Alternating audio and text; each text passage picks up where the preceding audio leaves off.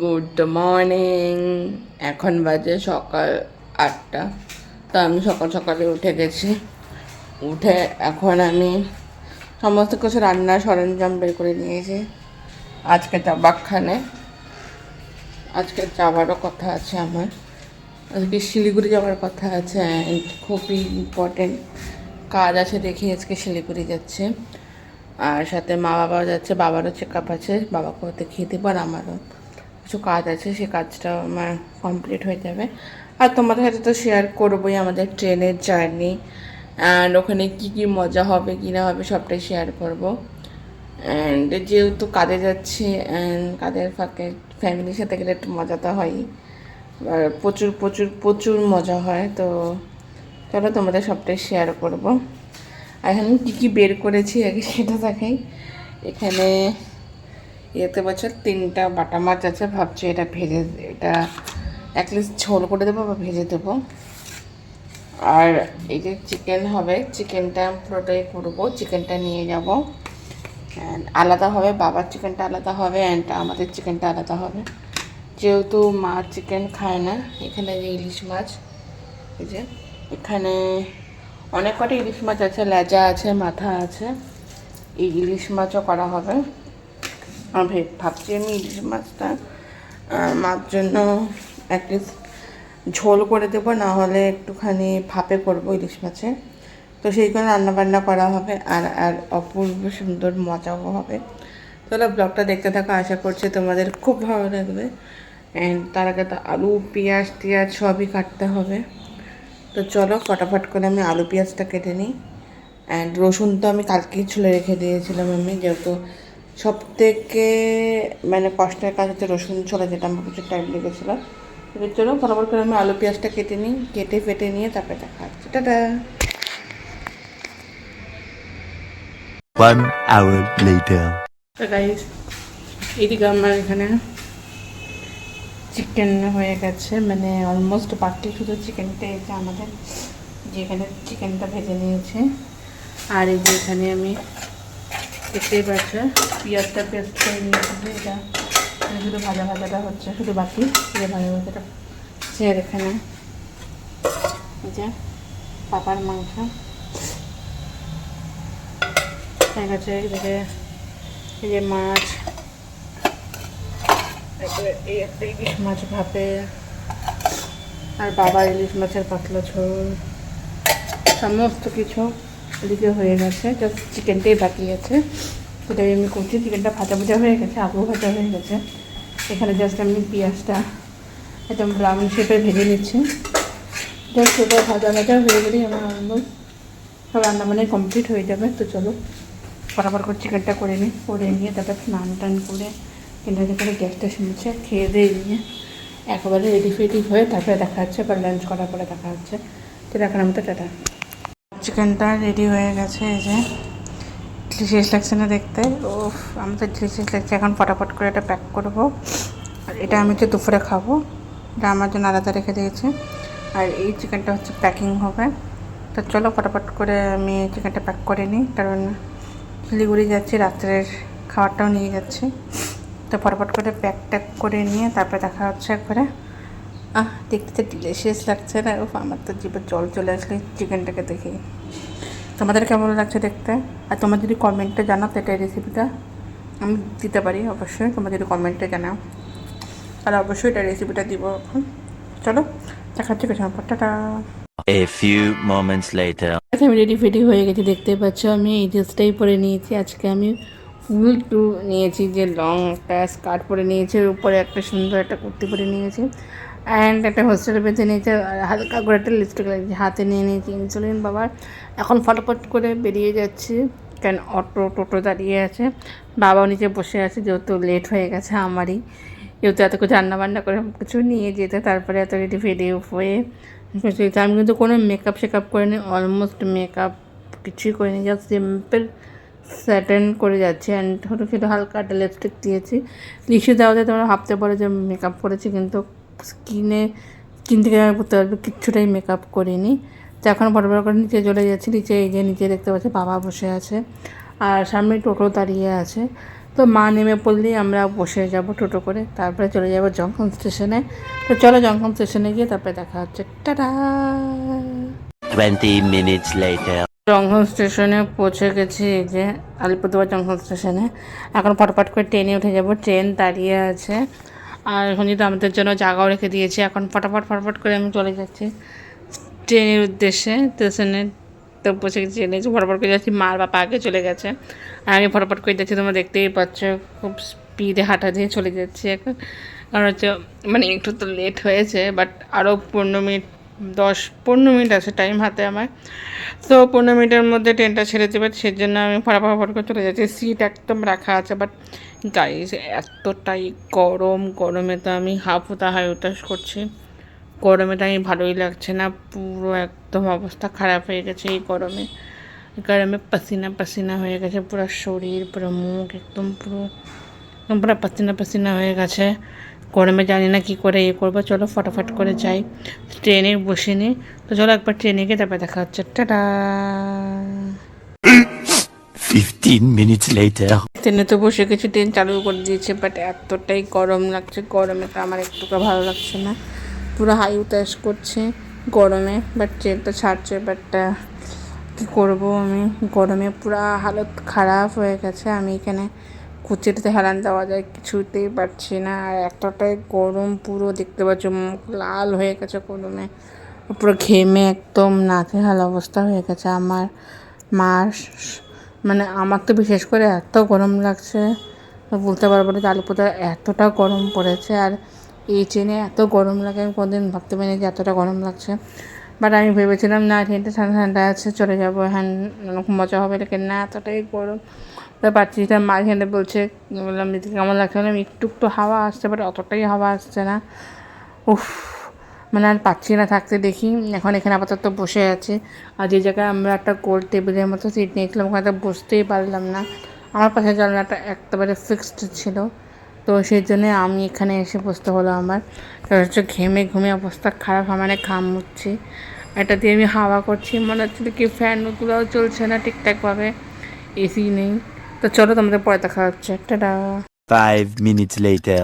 আমি এসে গেছি আবার অন্য সিটে এসে বসলাম, মানে যেখানে যদি একটু অন্তত হাওয়া পাওয়া চাই, কিন্তু সেখানে পাচ্ছি না। দেখো জঙ্গল এরিয়া চলে আসছি, ভাবছিলাম জঙ্গল এরিয়া চলে আসলে আরও একটু হাওয়া পাবো, একটু যাতে হাওয়া বাতাসটা আসে আর একটু অনেকটা যাতে হাওয়াটা পাই, কিন্তু সেটাও পাইনি, এখানেই বসতে হলো। আর এই দেখো পাশের সিটে মা বসে আছে, মা যদি একটু হাওয়া পায়, কিন্তু মাও সেরকম হাওয়া পাচ্ছে না গরমে, মানে সবারই অবস্থা খারাপ হয়ে গেছে। আমি সমানে খালি ঘাম মুচ্ছি আর হাওয়া করছি, কিছুটা হাওয়া টাওয়া পাওয়া যায়। তো দেখতেই পাচ্ছ মেকআপ না করেই আমার এতটাই অবস্থা খারাপ হয়ে গেছে। ভাবেছিলাম চুলটা ছেড়ে এসেছিলাম, কিন্তু বাধ্য হয়ে আমাকে খোপা করে নিতে হলো, এত গরমে খোপা ছাড়া আমি থাকতেই পারবো না সাডেনলি। পুরো একদম মানে কী বলবো আপনাদের কী অবস্থা হয়ে গেছে আমার। তো এখানে দেখছি ভাবছি একটু যদি হাওয়া পাওয়া যায়, একটু হাওয়া পাওয়া যায়, সেটাও পাচ্ছি না হাওয়া, মানে গরমে মানে কি বলবো তোমাদেরকে। তো চলো তোমার সাথে আবার পরে দেখা হচ্ছে কিছুক্ষণ পর। টাটা।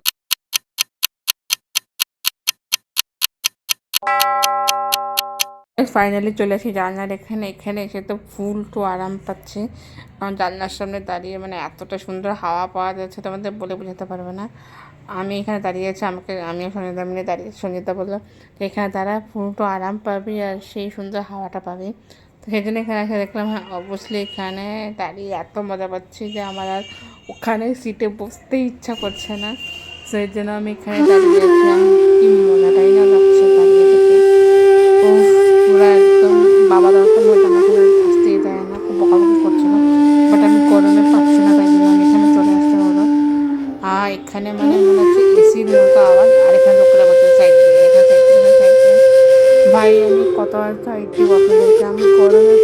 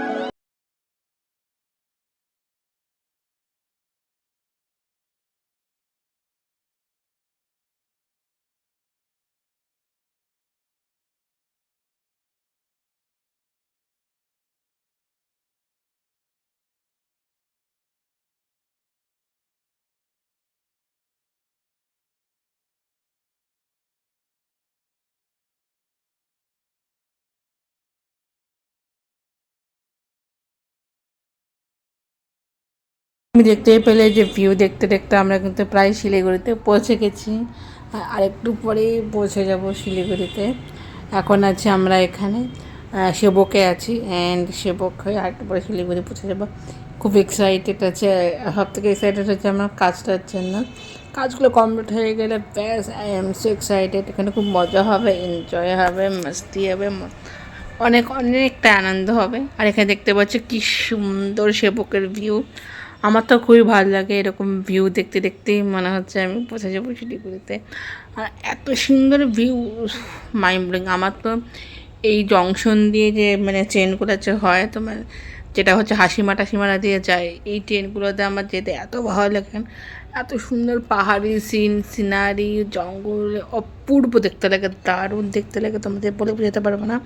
খুবই সুন্দর দেখতে লাগে, সেই জন্যই আমরা এখন ওই দিক দিয়েই যেতে খুব পছন্দ করি শিলিগুড়িতে। তো দেখতেই পাচ্ছ এত সুন্দর লাগে। সত্যি কথা বলতে আমার ভিউস, এই ভিউস দেখতে দেখতে তোমরা কখন শিলিগুড়ি পৌঁছে যাবে নট দ্যাট আইডিয়াও পাবে না। আর আজকে ছিল প্রচণ্ড গরম, তোমাদের বললামই। এত গরম, এত গরমে টেকাই যাচ্ছিল না। চলো পরে দেখা দেখছি, টাটা। 3,000 years later. গাইস, তা পৌঁছে গেছি, বাট আমি আর ক্যামেরাই অন করতে পারিনি। এখন ফ্রেশ হয়ে একেবারে এখন ডিনার টাইমিং। এই যে ইনসুলিনটা রাখতে আসছে, এই যে এখানে ঠান্ডা জল গরম জল তৈরি হয়, সেখানে আসি জল ভরতে। আর ইনসুলিনটা রাখবো এখানে। অ্যান্ড মানে মজা তো হচ্ছে, কী খাবার নিয়ে আসছি সবটাই তোমাদের সাথে শেয়ার করবো, অ্যান্ড সবটাই তোমাদেরকে বলবো। আমার হাতে চিকেন খেয়ে শুনছিলাম কেমন লাগছে কে জানে, সেটাও আমি বলবো। দাদা কেমন লাগছে, পাপা তো খাচ্ছে, পাপার থেকে রিভিউ নেওয়া হয়নি কেমন লাগছে না লাগছে। তো খুব মজা লাগছে। আর আশা করি কাজটা এটা একটু ফিরে রেখে আমি ধরি। এই যে ঠান্ডা ঠান্ডা জল নেওয়া হচ্ছে। তো চলো একবারে ডিনার করে ব্লগটা তো আমি এখানে এন্ড করে দিচ্ছি, কেন তাহলে প্রচুর লম্বা হয়ে যাবে শর্ট ব্লগ। তো ডিনার করে তারপরে আমি ব্লগটা এন্ড করে দেবো।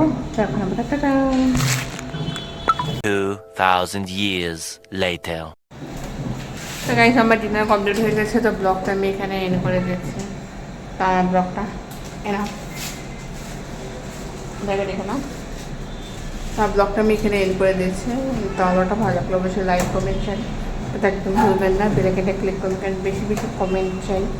আর লাইক কমেন্ট চাই, সাবস্ক্রাইব করতে একদম না ভুলে সবাই কমেন্ট সাবস্ক্রাইব করে দেবেন। ইনসুলিন আর আইস প্যাক, দুপুরে ইনসুলিন দিবে তো, একটা রাত্রে। তো চলো ব্লগটা এখানে এন্ড করে দিচ্ছে। বড়দের আশীর্বাদ নিয়ে আর সাথে ভালোবাসা নিয়ে ব্লগটা এখানে এন্ড করছে। তো টাটা নেবেন, আবার দেখাচ্ছে নেক্সট ব্লগে নতুন একটা ব্লগ নিয়ে। তো সঞ্জিতারও মানে সবারই খাবার খুব ভালো লাগছে, আমার কাছে এখন না। তো চলো টাটা, বাই বাই, দেখা